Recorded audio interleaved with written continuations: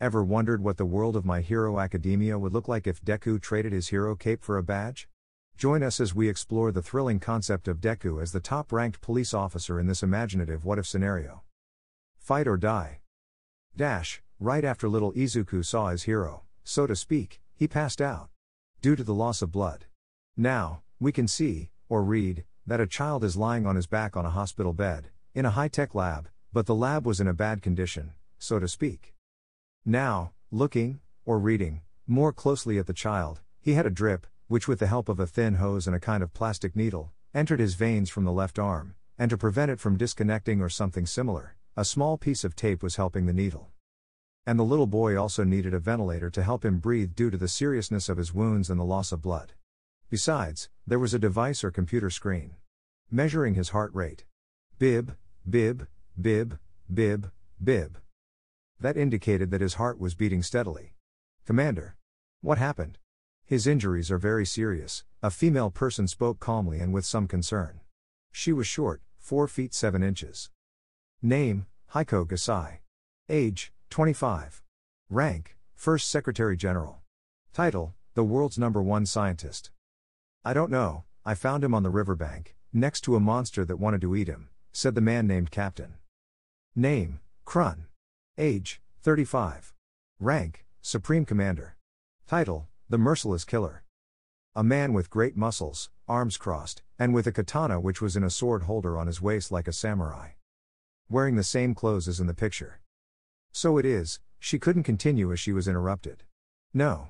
He was already in that state before the monster tried to attack him, he said, clearing up the scientist's doubts. Wow, even though I knew the monster didn't, he said in a neutral tone. What do you mean? She asked, not knowing anything. I mean obviously it wasn't a monster that harmed him, he said, leaving the commander somewhat confused. Then. What was it? The commander asked while looking at the scientist. Commander. Do you know what is more dangerous and cruel than a demon? The scientist asked, turning to him with a neutral face. A human, he said, still not believing it.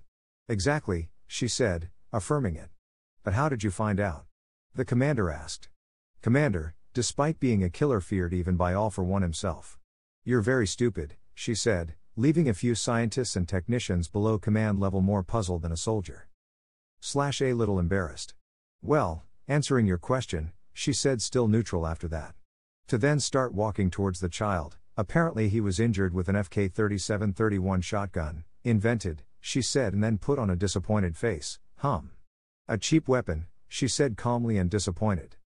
Hey, I know you're ranked #1 among the world's best scientists but this is too much already, he said with a drop of sweat on his forehead. She sighed somewhat tired, thanks for the compliment, but I couldn't have saved this child's life without her, she said pointing without turning to. She sighed somewhat tired, thanks for the compliment, but I couldn't have saved this child's life without her, she said pointing without turning to. Name, Ina Sato. Age, 28. Rank, Second Secretary General. Title, the world's best doctor. Imagine her in doctor's clothes. Oh? She said turning to look at them while she was crouched down attending to the wounds of a patient who was already healed. Getting up, hello, Commander and Hiko-chan, she said greeting them kindly, both of whom repeated the action. Practically she did almost all the work, I just helped with the machines and tools, she said and then crossed her arms. That's not true, Hiko-chan, she said touching Heiko's shoulder. Without your help, I couldn't have saved this child's life, so I don't deserve all the credit, she said and then suddenly hugged Heiko in her opai. It's okay, she said while she had her eyes closed and stroked her head. That's why I don't like you to hug me, she said as small tears began to fall. Then she hugged her tighter.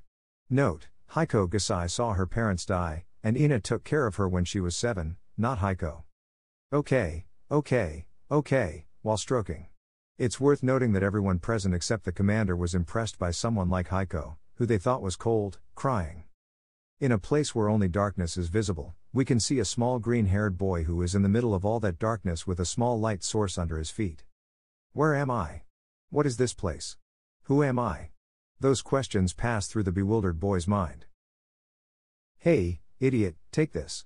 A kind of memory appeared in front of the green-haired boy like a screen, where a girl was shown, giving him a small piece of fruit. You're useless, you can't even walk. On Izuku's right side, Another screen appeared showing a memory where he saw himself at 4 years old. Because he wasn't fed much, he didn't have energy and fell due to tiredness, and an elder pulled his arm roughly. Help. Another screen appeared behind the green-haired boy, where he saw a man asking for help as he was being beaten by men in strange suits, and those around him didn't stop them, they supported them instead.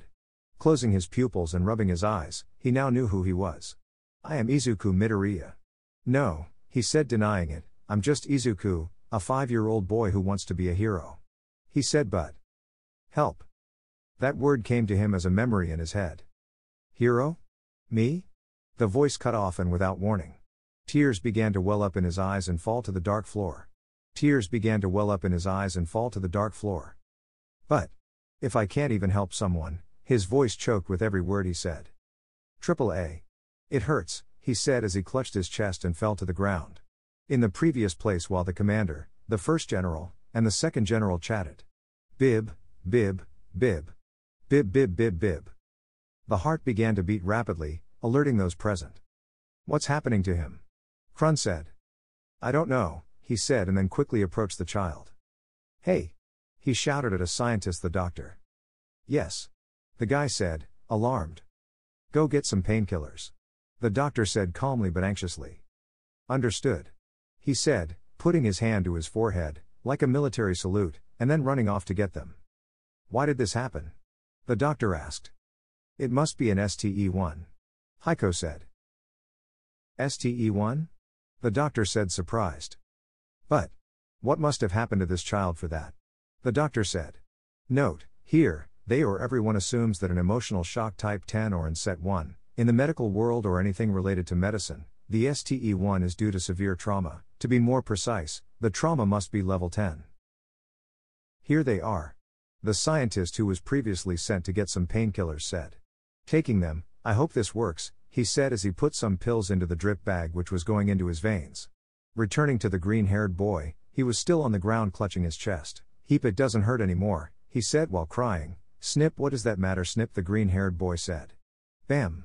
On that screen, it showed how Izuku was shot by a shotgun by his own mother.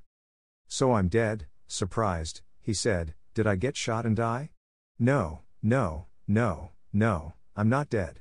He said, shouting as he grabbed his face, scratching and bleeding. He felt no pain. I'll live, Izuku said determinedly, and then passed out. New family? A little boy, no more than 5 years old, woke up, beginning to open his eyes. As soon as he opened them, a beam of light made him close them again, wincing in pain. Ouch! As his vision cleared, he could see the light coming from a rectangular bulb, attached to a worn-out metal ceiling. Where am I? The green-haired boy wondered mentally, noticing a ventilator helping him breathe. He turned to his left, seeing N4 connected to his arm where his veins were. Then he noticed bandages around his abdomen and chest, with things attached where his heart was. He turned to his right, following the wires and hearing a sound. Bip, bip, bip, bip, his heart beat a bit fast. Ow, it hurts, the boy complained as an attempt to sit up failed, causing pain in his abdomen. Eh? He said as his pupils shrank. I can't move my legs, the boy said. Bip. Bip bip bip bip bip bip bip, his heart was racing, feeling like a heart attack was about to strike due to the terror and fear he felt at that moment, causing alarms to go off. Weo, silly sounds XD. The door of the lab, which, by the way, was in bad shape, swung open, revealing a young adult, with albino hair, wearing a doctor's uniform, and a type of golden shield on her right chest along with 4 silver stars, carrying a clipboard with papers on it in her left arm. She approached the boy. Calm down, the doctor said before embracing the boy lying on a stretcher. It's all over now, she said, stroking his hair to calm him down a bit. Ina-san really seems like a mother, right, Heiko-chan? Said a muscular man in a commander's outfit, with a dark green long-sleeved shirt, some bars with threads hanging on each shoulder in red, a small golden shield on his right chest, and 5 silver stars, white gloves with a large jade star on each glove. He was sitting on a chair. Yes, Heiko said a bit annoyed, glancing at Ina's chest. Heiko wore the same uniform as the commander, except she wore a black cap with a kind of drawing. That drawing represented the emblem, or brand, of their organization. And instead of wearing pants, she wore a black skirt, with a mini shorts underneath. So don't get too excited. And also on her right chest, she wore a small golden shield and 4 silver stars next to it. And brown shoes.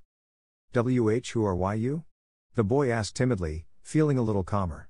We are an organization called Murderous, Heiko said with her arms crossed. Organization?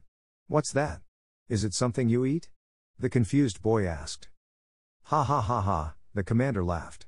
An organization is made up of a large group of people who are sent on missions, the doctor explained kindly to the boy. And well, kid, how did you end up in this situation?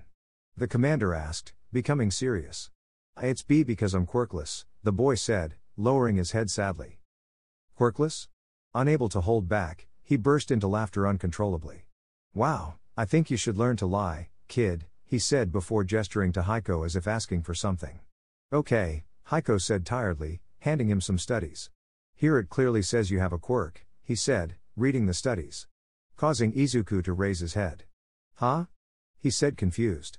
It seems to be a new type of quirk because there isn't one like yours, kid, Heiko said with her arms crossed. Really?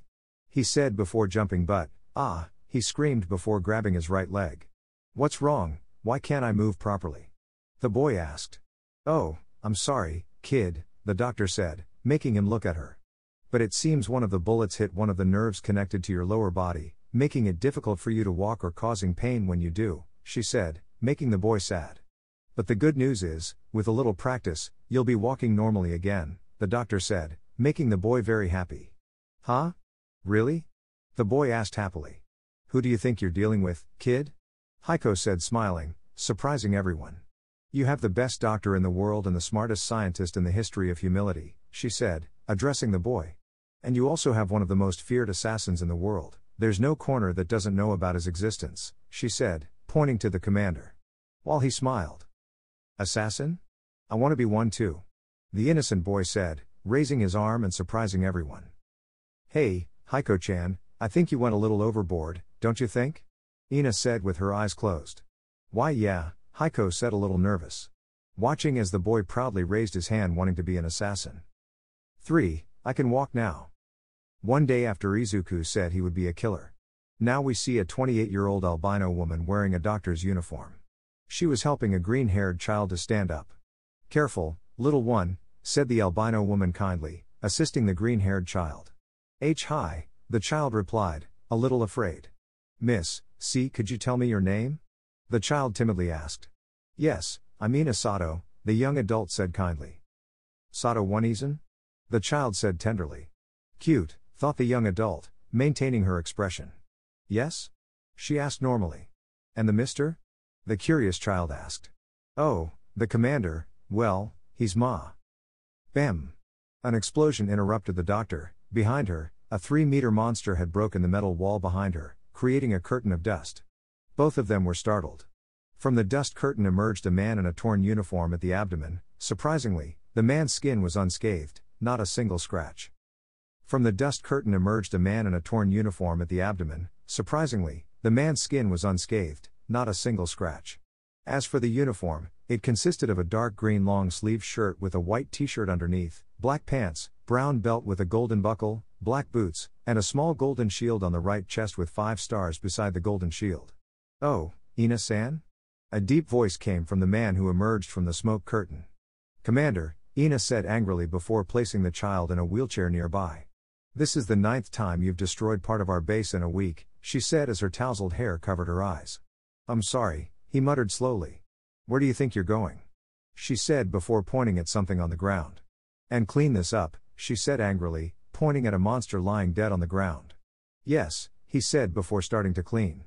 That commander is really foolish, Heiko said from a distance while standing in a place like that. That commander is really foolish, Heiko said from a distance while standing in a place like that. Next to some soldiers who were in shock while wearing the same uniform as the commander but without any distinction. With one blow he sent that thing flying, said a shocked soldier looking where the commander was receiving a lecture while holding a futuristic weapon. With one blow he sent that thing flying, said a shocked soldier looking where the commander was receiving a lecture while holding a futuristic weapon. A monster that could fly was about to attack Heiko. General, be cow. Heiko, who carried a katana, without moving from her place, unsheathed and sheathed a bit of her katana's blade. And without warning, the monster split in two. The soldier who tried to warn her had his mouth open. Note to self, don't joke about Gasai-sama's height, he thought scared. While watching the general's uniform move in the wind. While all this was happening elsewhere. Specifically in the city of Matsufatsu, where Izuku was born. A horrifying event was taking place. Humans, animals, all were being attacked by monsters of all kinds, aerial, aquatic, terrestrial.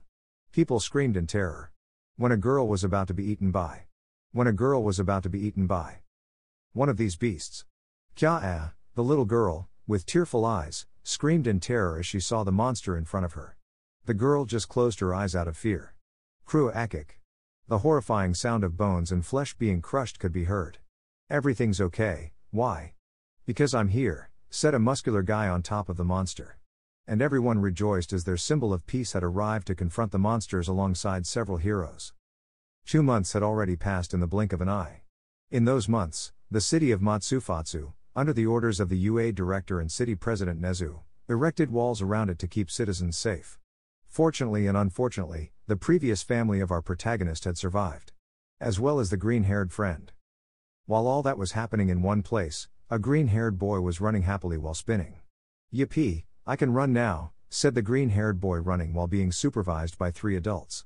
The first was a 35-year-old man wearing a tight white t-shirt revealing his muscles, carrying a long-sleeved shirt on his shoulder, black pants with a brown belt with a golden villa, and a katana strapped to his waist. And black boots. The second was a 25-year-old woman, very short by the way, wearing a black cap with an emblem representing her organization. A dark green long-sleeved shirt, a white blouse tucked in, a small golden shield on her right chest, with 4 silver stars beside it. A dark green long-sleeved shirt, a white blouse tucked in, a small golden shield on her right chest, with 4 silver stars beside it. A dark green long-sleeved shirt, a white blouse tucked in, a small golden shield on her right chest, with 4 silver stars beside it. Only in red with some thick loose threads hanging. And a black skirt, and a belt of the same brown color with the golden villa. I already showed them in the previous chapter but just in case. And she also wore black minishorts under the skirt. And brown shoes. And the third person, who was a woman, dressed as a doctor but also wearing the skirt, like the picture, in black, and on her right chest she wore a small golden shield with 4 silver stars beside it. Excellent, boy, said Krun. As the child stopped. Now you'll start your training, Krun said with a smile. Eh? Said the confused child. But before you start training with us, you first prepare with Elitis to endure our training, said Ina. You can go in, Heiko said before Izuku entered through a door in front of him. A woman, wearing the same uniform as Heiko, had a black ribbon on her right chest. A woman, wearing the same uniform as Heiko, had a black ribbon on her right chest. Name, Kohaku Izumi. Age, 29. Rank, Corporal. Title, Runner, meaning she's very fast without using her quirk. Training with Kohaku Izumi begins. The corporal named Kohaku Izumi, a female, guided 5-year-old Izuku into a room built by Heiko. Alright, little one, it's time to go in, she said, opening the door, causing the child to shield his eyes from the bright light that emanated from the room. When Izuku's vision cleared, he opened his eyes in surprise. Wow, it looks so beautiful, the child exclaimed, taking in the sight of the room. Suddenly, a voice filled the space. You can use the room as you wish. The sky and clouds are holograms created by me, so train however you like. Farewell, General Secretary First, Gasai Heiko, the voice courteously declared. What's a hologram? The curious child asked. Well, it's like a picture made of bright lights that make it look real, she explained, trying to simplify it for him. Eh? The confused child responded, prompting a sigh from the young adult. You won't learn that from me, she said before fetching a black bag and setting up cones of different colors in a diagonal line in front of Izuku, a total of 12 cones. Since you're still a child, we'll start with basic training. Plus, you've just learned to walk, she said, gesturing towards the last cone far from Izuku. Here's what you'll do, run through the cones diagonally without touching them. And don't knock any down, Kohaku added once the course was set. Okay, Izuku agreed, beginning the exercise. After that, Kohaku engaged him in various games requiring running or exercise, like tag, hide and seek, jump rope, soccer, basketball, races, etc. 3 hours of play later, the child was exhausted on the floor while the young adult seemed unfazed. One-Eason, don't you ever get tired? The panting child asked. Yes, I get tired, but my training as a corporal is much more exhausting than this. This is practically a warm-up compared to the colonel's training, she said before a shiver ran down her spine. Scary, she thought, recalling her own training. All right, let's continue, she said, wearing a smile. Hi, the tired child replied. 1 week later. Our protagonist and his trainer were working on his endurance, and it seemed the boy's stamina had improved significantly. Hey, little Izuku, Heiko said, pausing as the child repeated the action. Yes? He replied. Could you show me your quirk? The corporal asked. But I don't know how to activate it, the nervous child replied. Well, according to what I've been told by higher-ups, your quirk enhances your speed, endurance, and strength, Kohaku said, looking up at the holographic sky. Ah. I know, Kohaku exclaimed, approaching the child. How about you try exerting force? She suggested, gripping his shoulders. I'll try, he said timidly, stepping back and flexing his arms while keeping his body firm. The child's expression turned to anger as he clenched his fists, emitting smoke as his skin reddened and his hair began to move. It's amazing, this kid's quirk, Kohaku thought. Now try running, she shouted, giving Izuku an instruction.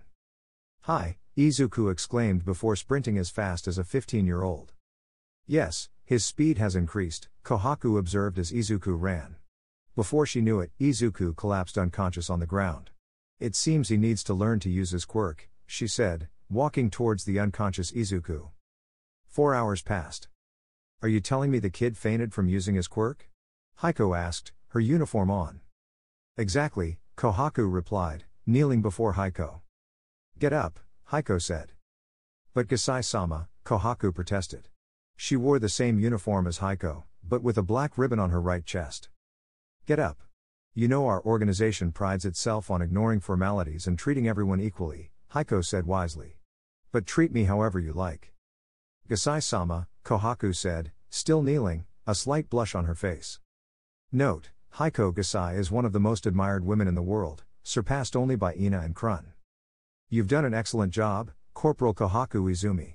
You'll continue your work after we return from the mission we've been assigned, Heiko said, looking at a green-haired boy sleeping on a stretcher. Huh? What mission? Kohaku asked, puzzled.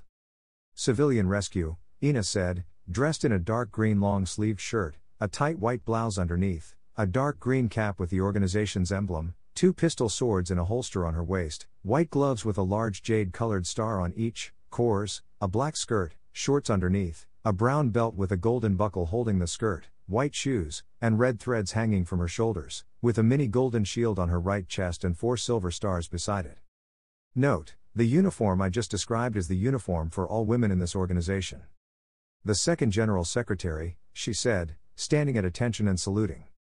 And none can be absent, a voice from the shadows said, as the figure revealed himself, standing 2 meters tall, wearing a dark green long-sleeved shirt with a white tight shirt inside, hanging threads on each shoulder, a mini golden shield with 5 silver stars next to it, white gloves with a large jade-colored star on each, black pants, a brown belt with a golden buckle, and black boots. Note, this is the uniform for all men in the organization. Commander, why aren't you wearing your cap? Ina asked. Oh, it bothers me during combat, he replied honestly. The commander. Kohaku thought nervously before stepping in front of him and bowing. Good afternoon, Commander, she said politely. Note, it should be noted that the commander carried 2 katanas, one on his back and the other on his waist. Likewise, Corporal Kohaku Izumi, the commander said cordially. What happened? The half-asleep child asked. 5, saved. A black van followed by many others was driving along the roads of a street in the middle of a bridge leading to Matsufasu City. What's wrong, kiddo? Asked Ina, in the organization's uniform, with a sad-looking green-haired child in her lap gazing out the window. Nothing, just bad memories, he said with a shaky voice. No one said anything, they knew it wasn't a good time to talk about it. We've arrived, Krun said before stopping the van, followed by the others repeating the action. Krun, Heiko, Ina, and the little Izuku got out, finding. This is Matsufasu City, right, Heiko-san? Krun asked. Correct, Commander, Heiko replied. Incredible. Are we going to rescue people here? The green-haired boy exclaimed enthusiastically, surprising the adults as the child's mood changed quickly. "All right, team, let's begin the mission," Krun shouted to prompt others to follow his orders, starting to search among the debris. After 2 hours of search, the high-ranking officials, along with the lower ones, found several injured civilians who were attended to by doctors and Dr. Ina Sato. Meanwhile, our protagonist wandered a bit away from the group, reaching some destroyed buildings. Sob. Our protagonist became alert upon hearing sobbing from a building. Being curious, he headed towards it. As he entered, he noticed the ruins and open food packages scattered around. Suddenly, a large chunk of concrete nearly fell on him, making him jump in fear. The sobbing grew louder. Following the sound, he found a table covered with a dirty white blanket.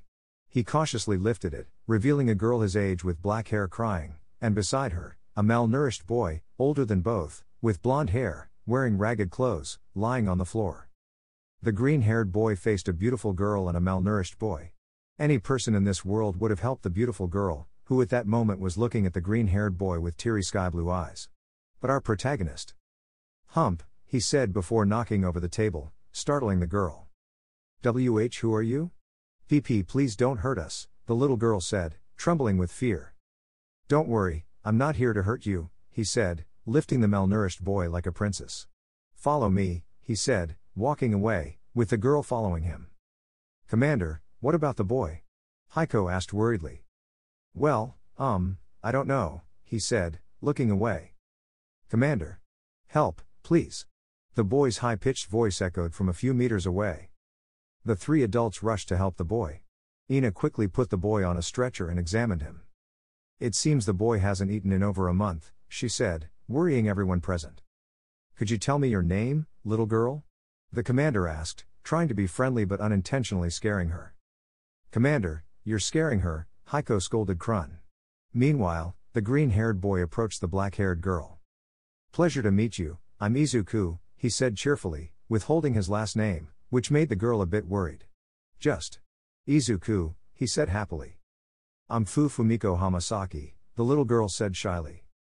"All right, Fu-chan," he said, making the girl blush. "Don't worry, they won't hurt you. They're good people," Izuku said, pointing to Heiko and Krun. Crass Circuit. The commander was pinned against a building, and dust covered Heiko's hands. Well, I think so," our protagonist said nervously, wiping off the dust from his hands. "Setting that aside, don't worry, I'll help you however I can," he said, giving a typical protagonist smile. 1 day later. The blonde boy had been treated, as well as the black-haired girl. After the 8-year-old blonde boy had recovered, we see an 8-year-old boy sitting on a stretcher wearing a clean white gown. "Oni-san. You're awake," the black-haired girl said, entering the room cheerfully. "Yes," he said, happy that his sister was okay. But a green-haired boy entered through the same door as his sister. "Oh, you're Fu-chan's brother," he said, approaching. "Nice to meet you, I'm Izuku," he said, offering his hand. "Huh? TKS, I don't know who you think you are to talk to me like that," he said, putting his sister behind him, appearing protective. "And stop calling her that," he said, sounding annoyed. "Eh?" Izuku said, confused. "Oni-san. He saved our lives, you shouldn't treat him like that," Fumiko said, annoyed. TCH, Kanae Hamasaki clicked his tongue irritably before shaking hands. "Be grateful my sister is considerate," he said, annoyed. "I'm Kanae Hamasaki," he said, looking away. "Ha, I'm Izuku," he said, shaking hands. "And shall we train with Kohaku One-Izan?" the green-haired boy asked excitedly. "Yes," the black-haired girl shouted. TCH, fine, the blonde boy said, annoyed. 6. Old enemies. Author's note: this happened while Izuku was playing with the Hamasaki brothers. Commander Krun and almost the entire organization except Corporal Kohaku were fighting against a large number of monsters. Gunshots, bombs, and monster screams filled the air as the high-ranking members battled the stronger creatures. Commander Krun effortlessly slaughtered the monsters that sought to devour him. Boom! Boom! Boom! Boom! The footsteps of a giant monster alerted everyone, halting their battle along with the monsters. A 100-meter-tall monster made the ground tremble with its enormous steps. "Looks like we're going straight for the heavy load," Krun said, wielding a katana in the organization's uniform. They were all prepared to attack, but suddenly, a deep voice echoed, surprising everyone. The giant monster's head was swiftly severed by a man wielding a long, heavy sword. Thud. The enormous monster's body fell, creating a cloud of dust. A figure emerged from the smoke. It's been a while since our last fight, hasn't it, Krun, or should I say Isao Hajime-kun? Name, Sansaki Haro. Age, 35. Rank, Supreme Commander. Title, the monster embodied in a human. It has indeed been a long time, he said, approaching slowly. Name, Krun, Isao Hajime. Age, 35. Rank, Supreme Commander. Title, the Merciless Assassin. Commander, who's that guy? Ina asked, clueless. Don't even think about attacking him. You're no match for him, he replied sternly, drawing another katana. Do you feel it too, Ina-san? Heiko asked seriously. Yes, I feel like my senses are telling me to run, she said, trembling. Everyone present felt that sensation, some more than others, sweating as if their lives were in danger. The two commanders emanated a chilling aura. Silence fell as the strange figure landed in front of Krun. They locked eyes, the tension palpable, even scaring away the monsters. Clang! The sound of two sharp weapons clashing filled the air. Spectators were shocked, not witnessing the movements of the rivals.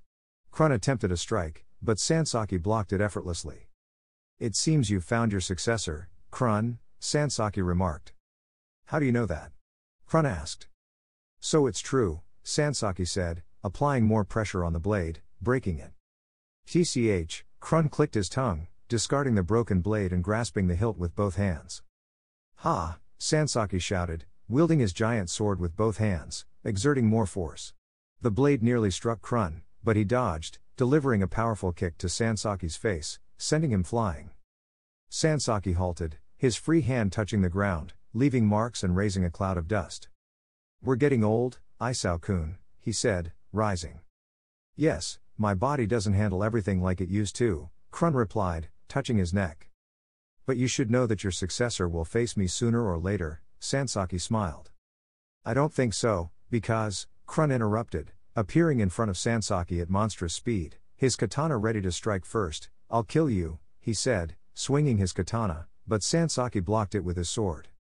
But if you do manage, my successor will face your counterpart, Sansaki said, as in a distant place, a blonde-haired girl of Izuku's age had her knuckles covered in blood, not hers but a man's who was gravely injured. Meanwhile, our protagonist was playing with Kohaku and friends. HMP, Krun grunted before clashing his katana against Sansaki's sword. Crash! The weapons couldn't withstand the impact and shattered into pieces, leaving only the hilts. They discarded them and got into position. Then, they both ran towards each other and collided fists, tearing their clothes and the ground beneath them. Krun landed a blow, but Sansaki stopped it with his free hand. Both exerted immense force, veins bulging in their heads and arms. Just as I killed Mika-san, I'll kill you, Isao-kun, Sansaki grinned. How dare you mention her name, Krun shouted furiously, surprising everyone as he rarely showed anger.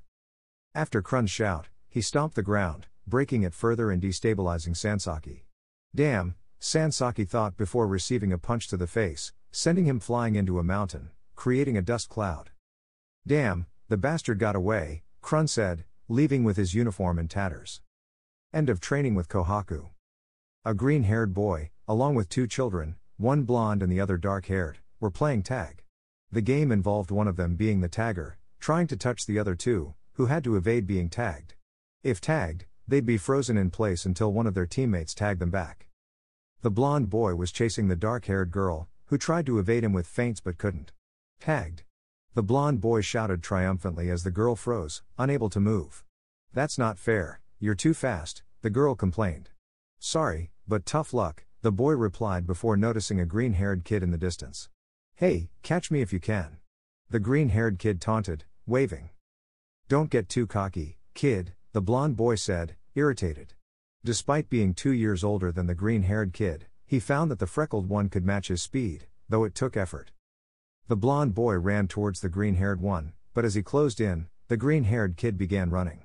Got you. The blonde boy exclaimed, reaching out to touch him, but the green-haired kid dodged, surprising him. What?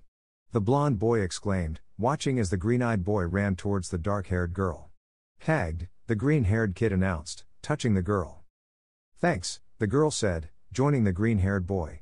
TCH, the blonde boy clicked his tongue in annoyance, then sprinted faster, following the green-haired kid this time. Angry, he ran twice as fast, easily catching up to the emerald-eyed boy. Hagged, the blonde boy said, and the green-haired kid stood still. While the blonde boy was distracted, the dark-haired girl approached cautiously. Using her quirk, she freed the green-haired kid. They thought they were free, but the blonde boy had already tagged them. Izuku, you're it, the blonde boy said, releasing him and his sister. Huh? When did you tag me? Izuku asked, surprised, as did the blue-eyed girl. I got you, now you. Children, come here. I have an important announcement. The dark-haired girl, let's call her that for now, interrupted the blonde boy. The three children ran to Kohaku. What's up, One-E-san? Izuku asked, looking at the woman, with the dark-haired girl on his right and the blonde boy on her left, arms crossed. Note, all were dressed in normal clothes, except Kohaku, who wore the organization's complete uniform. All right, I wanted to let you know that my time with you has come to an end, Kohaku said, making the green-haired boy and the dark-haired girl a bit sad. The blonde boy seemed unaffected. But don't worry, you can visit me anytime. I'll be on missions, she said, but the expressions of the two kids didn't change. How about we have some fun together? She suggested, lifting their spirits. Yes. Both children shouted before embracing, surprising the blonde boy and Kohaku. The dark-haired girl quickly stepped away, turning her back to Izuku, covering her blushing face. Oh? Izuku tilted his head, confused by her action. Meanwhile, behind him, stood an angry blonde boy, typical overprotective brother, while Kohaku laughed. Well, I'm going to ask the commander for permission, she said before leaving. After a while, Kohaku informed them that she got permission. And so they began to have fun. First, they played for 5 straight hours, then went for a walk around the city. Of course, there were monsters outside, but the commander, along with his secretaries, accompanied them. While they walked casually, the high-ranking officers were defeating monsters with ease. And the four walked across a bridge. Note, I don't know why, but when I read that the high-ranking officers were fighting monsters while Izuku and his group walked normally, I imagined Krun in the air, giving a katana blow to a monster while laughing. Incredible, Izuku said, looking at the river.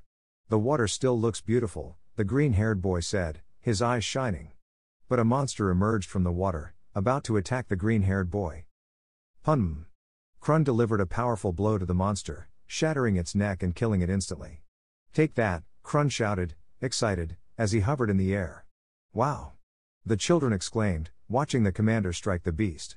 Even the blonde boy was surprised. But the most impressive part was that Krun's blow sent the beast into the river, creating such a force that the water splashed, catching the sunlight and forming a rainbow. That amazed the children the most. We've got dinner, Krun yelled, emerging from the water while carrying the monster. Commander, how do you expect us to eat pure acid? Heiko asked angrily, grabbing Krun's ear. I was joking, let go, it hurts, Krun said, eliciting a sweat drop from the others. It hurts a lot, he said as Ina tended to his ear. All right, tough it out, she scolded Krun. The next day, Kanae, Fumiko, and Izuku were walking with Professor Inasato, specifically towards a particular room. Okay, we're here, she said, opening the door.